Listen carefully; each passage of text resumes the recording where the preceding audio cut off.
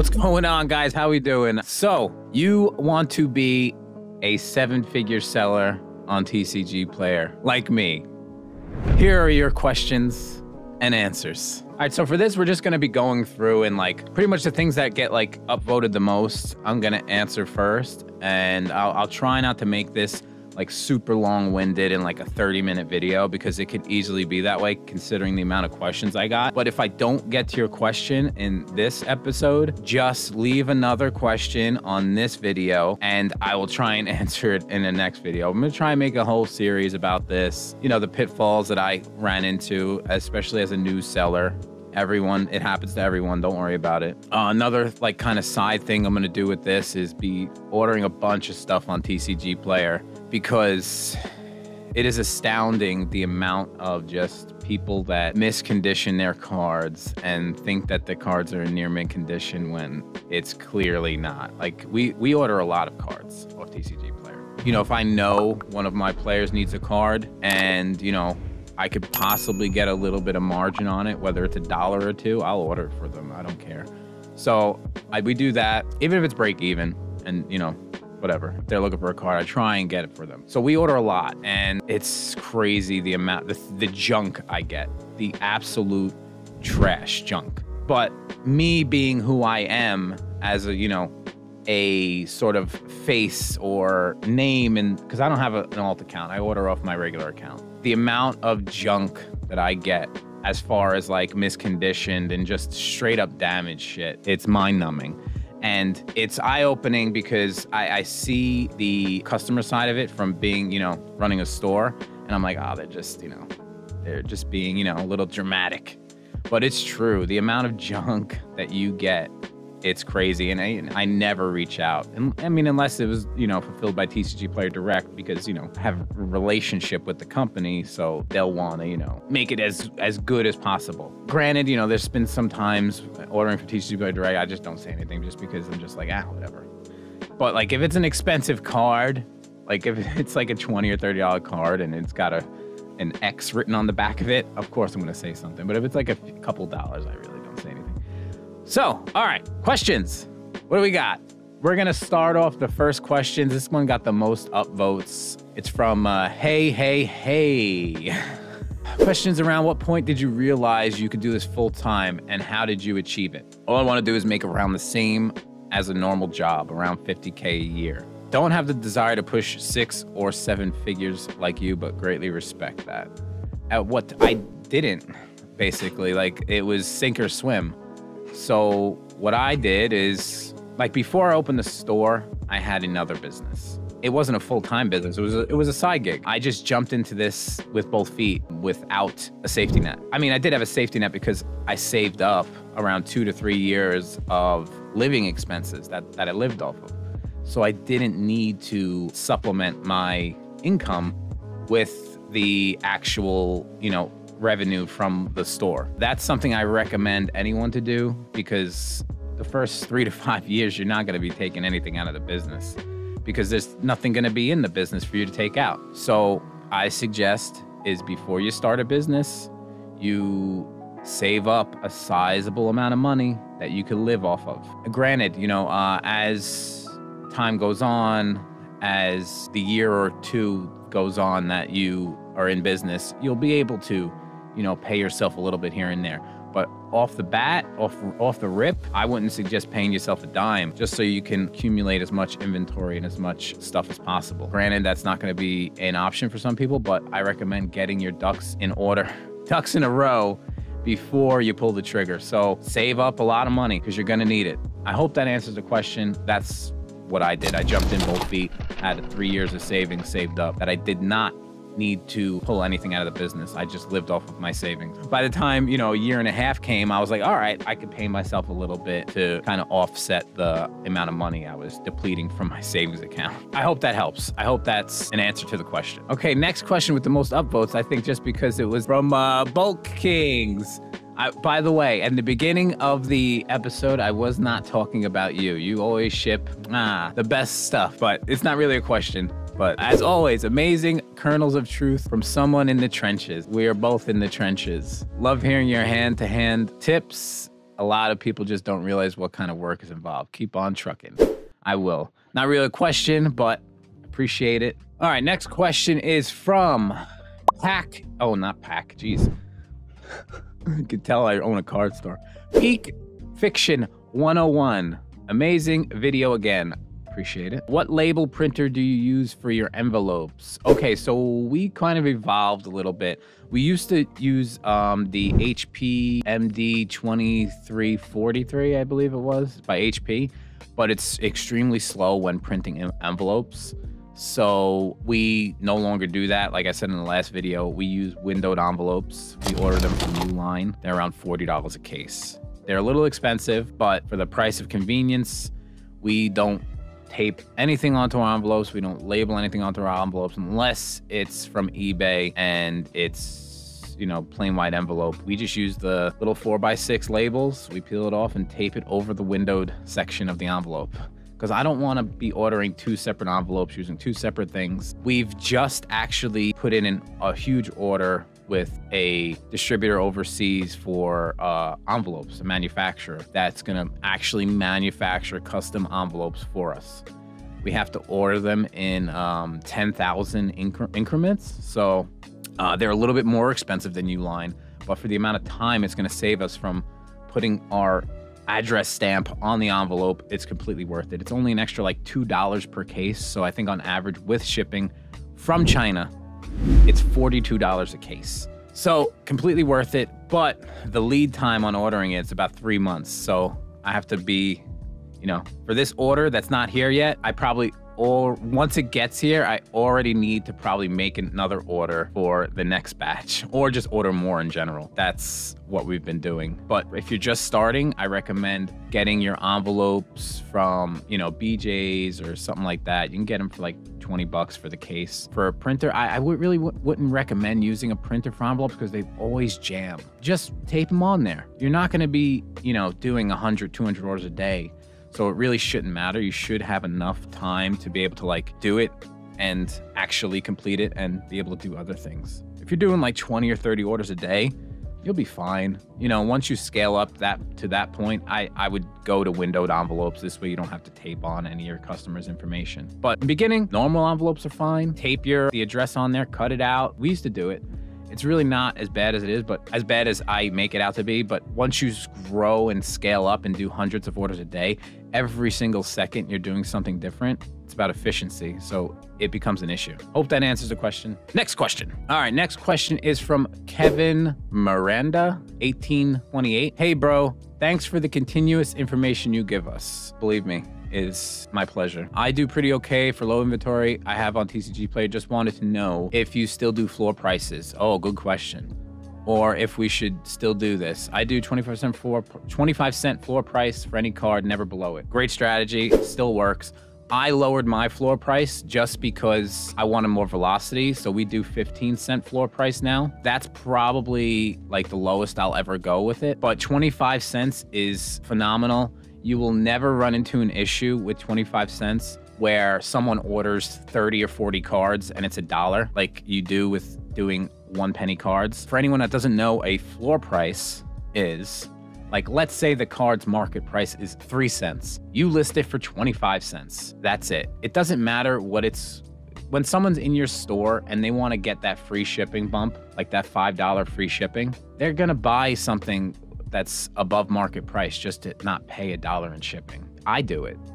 Everyone does it. So set your floor price to 25 cents. You do not want to be shipping 1 penny card, 100 penny cards to someone for $1. You don't want to do that. You rip the hair out of your head. That's my workaround for that type of scenario. 25 cents perfectly fine. We dropped it down to 15 just because we want extra velocity. If you're just starting out, 25 cents is what I recommend just to give you a good experience. Because if you match the market price for everything and you're shipping out 100 penny cards, you're gonna give up immediately. It ain't it, cuz. It ain't it. So 25 cents perfectly fine. As you grow and as you get employees and do other things, you can lower it to 15 cents. That's what I do. Hope that answers the question. On to the next one. Next question is from Lucky 13 Cards. Lucky 13. Wait, are you a patron? I think you're a patron. Yeah, or you were. Oh, maybe I should plug my Patreon. I've never plugged my Patreon. So, Patreon plug. if you guys want as close to wholesale prices as possible, we do that. Join the Patreon. It's $15 a month. That could get you up to a case a month at next to wholesale, as close to wholesale as possible. We have a separate wholesale website. It's not attached to the store. We ship all across the United States. No international currently at this time. But yeah, it's pretty good. We have a good group of people. We have a Discord where we go over, you know, pretty much like TCG player stuff, a lot of stuff like that. If you're into that and you need, you know, some guidance, there's a lot of good people in there that would more than happy guide you along the way. All right, now on to the question. Amazing video as always. Love being a part of this community. Oh, so I guess you are a patron. So one thing I struggle with and want to ask is, besides graded cards, what's something else you use eBay for? Is it for cards that move? Cards are more valuable on eBay. Can you give some examples of using eBay to sell things besides graded cards? I struggle with diversifying my selling. Okay, so different markets have different prices. TCG Player, more along the lines, is going to be an Amazon type structure. So they reward the lowest price or the lowest direct price. eBay is much more a search-based engine. Everything is its own thing. There's no buy box. Everyone's not selling the same exact card on the same exact listing. So things very much so go for more on eBay, the lower end cards, saying from like maybe $1 to $5, where you can actively arbitrage TCG Player to eBay and make a little bit of a margin. Pretty much right now, my eBay is arbitrage. That's what I'm doing with my eBay. I'm dipping my toe in the arbitrage market, something I did before I opened the store with Walmart to Amazon or eBay to Amazon. And I was just a middleman. I wasn't drop shipping. I was just arbitraging, which is basically I was buying something from a different marketplace. I can't speak. Jesus Christ. I get so passionate, I can't speak. I used to buy it from another marketplace, keep it myself, and then once I got the order, ship it out. I don't like drop shipping. It's not a good thing. It's terrible. You don't get a chance to inspect it yourself. You don't get a chance to see the quality of the item. I don't like it. And it's against TOS, so you don't want to do it. So basically, like, you can buy a card on TCG Player. Like, let's say someone has it for 50 cents, which I do all the time. I'll buy all of them, like 100 of them. If I know I could sell it on eBay for more, it's just, I might as well have the stock and boost it. That's like kind of my break even or make a little bit of money thing. So like, let's say, all right, something that I've been doing a lot is I buy lightning bolts off of TCG Player for $1. Near mint. I sell them on eBay for $3. People buy them all the time. So it would be stupid for me not to buy them off of TCG Player for $1 and sell them for $3 on eBay. Also, what I do is I boost the crap out of that post. I know I'm making money on it, so it doesn't matter. I'll boost it 20, 30% just to get eyes onto the store. This is how you build a brand, just to get eyes on your store. It could be a loss leader, but it's not. I know it makes money, so I boost the crap out of things like that. Something I know I'm making a lot of margin on, I'll boost it like you wouldn't believe. Just to be the first listing on there. I'm the guy you're getting your cards from, no matter what, as for this specific item. So that's something I do. A lot of arbitrage happens from TCG Player to eBay. A lot of people don't talk about it because then it won't be a thing anymore. Just like with the Plane Chase cards from March of the Machine. I was selling them for $85 each. I make a video, boop, they're $25 now. But I made a lot of money.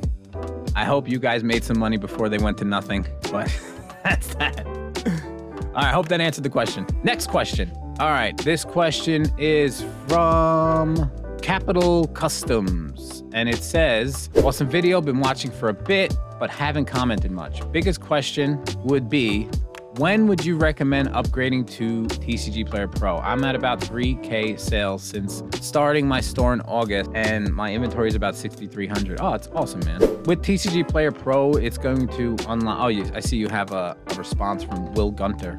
That's pretty much what I'm gonna say. With TCG Player Pro, you do have to pay a little bit more of a fee, but for the amount of tools you get, it's completely worth it with the mass price tool. So instead of you actively going in and repricing all of your inventory, TCG Player Pro gives you a mass price tool, which is so worth it for the amount you're getting. It's like an extra 2%, 2 point something percent. It's not much. For that tool, it's worth it for me. You could just literally set your parameters where you're like, you can even do it by set. I want Kamigawa to be at market price no matter what. I want this set to be at TCG Player Direct low price plus 10%. You know what I mean? So you don't have to actively go in there. You have 6,300 listings or cards, whatever it is. It could be 3,000 listings. Think about that. You actively going in there and managing 1,000 listings. It's an impossible task. And there's people that run these repricers daily. So I recommend it. I did it immediately, like right off the bat, as soon as like I was able to do it. It wasn't even a thought process. I was like, yep, doing it, no problem. Because I'm coming from the Amazon side of things where I pay, I think it's $1,200 a year for a repricer to do that for me. So I'm like, you know what? For the amount of time it's gonna save me, it's worth it. I don't care how much it costs me. Thank you. Click yes, do it. Okay, next question. M being 11. At what point in your journey did you register as an LLC if you have? I did it, way before I opened the store just because I had another business, but you might as well just do it. I've always been in the camp of run before you could walk. And basically, I always do things and then figure it out later. That's just my method of doing things. It is completely wrong and I don't recommend it, but that's literally how I run this business. Distributor calls me, hey, we have a extreme deal on X set for $50 a box, but you gotta buy 3 pallets. Are you in? Yes. Before it even, I'll figure it out. At that price, I can't lose. I don't think I could lose, but I might. I hope that answers the question. I would just do it. Just figure it out. It's super easy. There's so many websites to help you. I did mine through Inkfile. Just have to do your quarterly filings with the state. Even if you don't conduct any business whatsoever, you still need to do your quarterly filings and quarterly taxes. You just have to do it for let's say you didn't do any in-person sales and you didn't collect any sales tax, you just do 0 down the line. Bada bing, bada boom. See you later. Hope that answers the question. Next and final question for this episode.